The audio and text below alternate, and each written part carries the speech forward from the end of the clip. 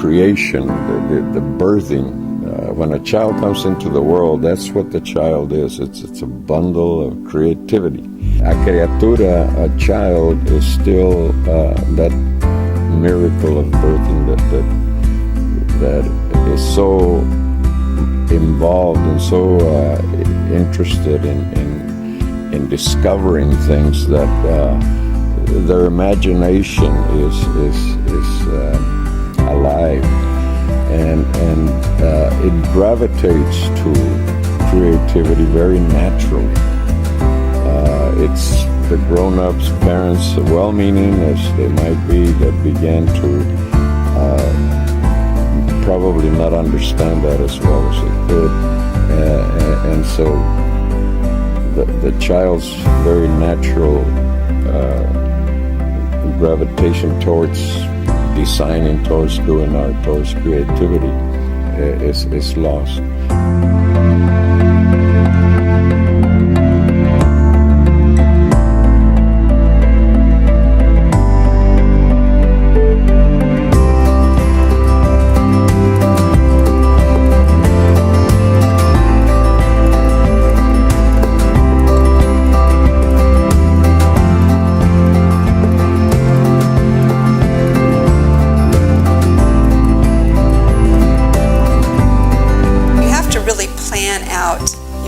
Painting in advance. It's not like oils and acrylics where you can paint over it. So after sketching it and blocking off the areas that I wanted to keep lighter, you block in the colors and then you start to paint. And in order to not get completely overwhelmed, I need to take it a little bit at a time. So for me, after blocking in the skin colors, etc., I started with the legs and the arms. I figured, well, that's not too big, and put the first layers on, and then I started with the dress.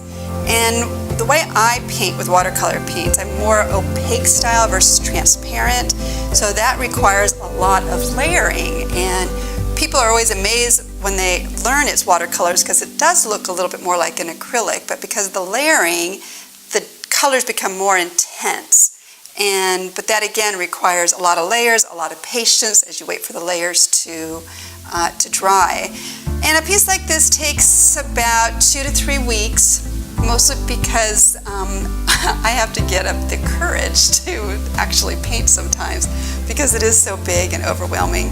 But I'm really happy with it, and as I've shown it to other people, they've been pretty impressed as well just because of the size. Watercolor in a larger capacity, again, is difficult to control.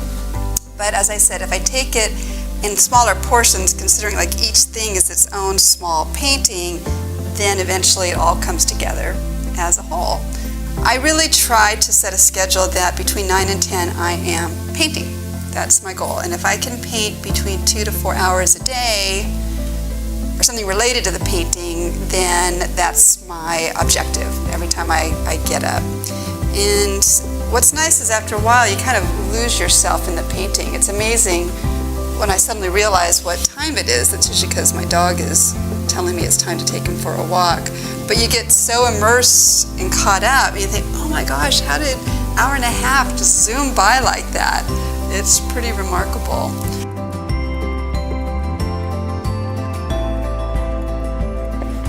In 2009, I was running a company called 6 Degrees, and it was a big event planning, marketing, project management firm. And one day in May, knock on the door, Mayor Kevin Johnson, and he had a proposal for me. He wanted me to launch and run an arts initiative. He understood how important it was to increase the visibility and performance of arts organizations in the community, and wanted to convene an enormous group of people throughout the year to figure out the best way to do that. So he asked me if I would launch this and run it for the first year. This lady behind the scenes works her tail off. She just got married not too long ago, and she's happily married. She has a daughter that's getting almost straight A's. She's getting straight A's. Let's give a round of applause for Sharon Gerber.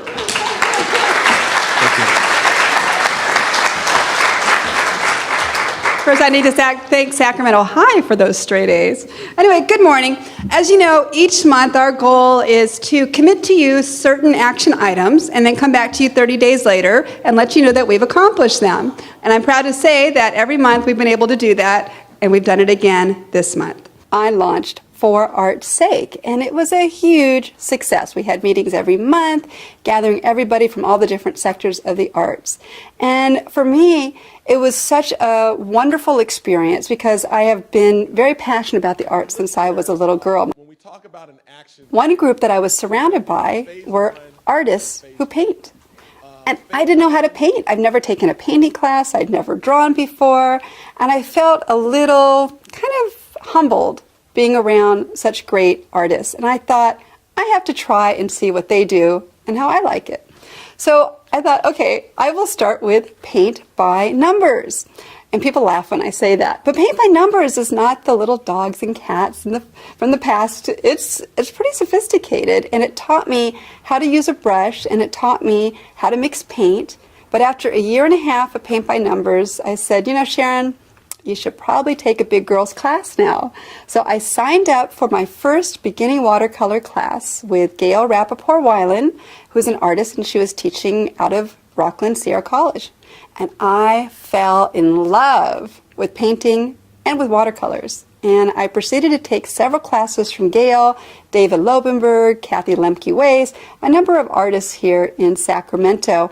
And I would take classes online. Now, throughout all of this, I had also made a big decision in my life, and I shut down my event planning company, 6 Degrees. After 9 years professionally, 6 years as a volunteer, I was pretty done with event planning. I was proud of it. I was leaving on the top of my game, best event planner in the region, so proud of the $5 million I raised for charities, the 200 events I had done, but I was ready to do something else. But this is the interesting thing. Nobody wanted to hire me to do anything else but event planning, and I didn't want to do it. Because you know what happens in 10 years if I look back and I think, gosh, I wonder what would have happened if I had tried painting. I think as in any profession, one should always keep learning, keep experimenting, and keep growing. Over these past 3 years, I love what I've done in watercolors, and I'm going to continue to do watercolors. I mean, it's been exciting having people commission me to do pet portraits and people portraits and house portraits and vacation paintings. And again, I've done a myriad of shows. You know, I really love doing my portraiture, but I need clients to give me those opportunities. But from an individual painting perspective, particularly in watercolor, it's just a lot of steps, a lot of patience, and you have to be willing to really take a step back regularly and look closely at what you're doing, where you want to go. And if you have to make some adjustments, you have to be willing to do that and not be impatient and try to rush through things. But I feel like I want to diversify myself a little bit, and I've started to take some oil painting classes. And I know that over the next year or two, I want to take more of those and add oil paintings to my curriculum of what I do. Whenever I've done an oil painting, it gets snapped up just like that. And it's a fun new medium, and it keeps me engaged and continues to keep me on the top of my game as I learn, you know, something new. And I think this whole thing about being an artist that I've taught myself, and I think I've actually inspired others, is no matter what age you are, it's never too late and you're never too old to learn something new.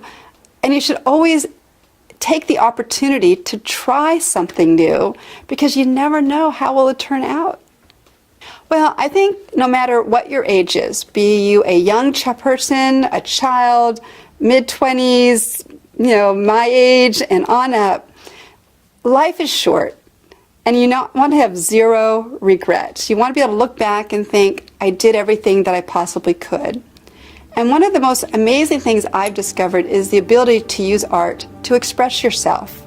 For some people, it could be a political expression. For other people, it could be an emotional expression. For me, I like to add beauty and fun to my collectors' lives. And I used to say, as an event planner, I would entertain people for 2 to 4 hours on stage. As an artist, I can entertain people for a lifetime, and if they pass it on to their children and their children, for generations.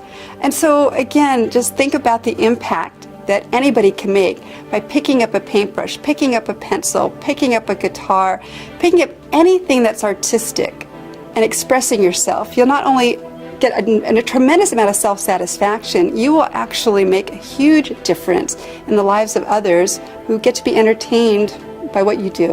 And that's what art is all about.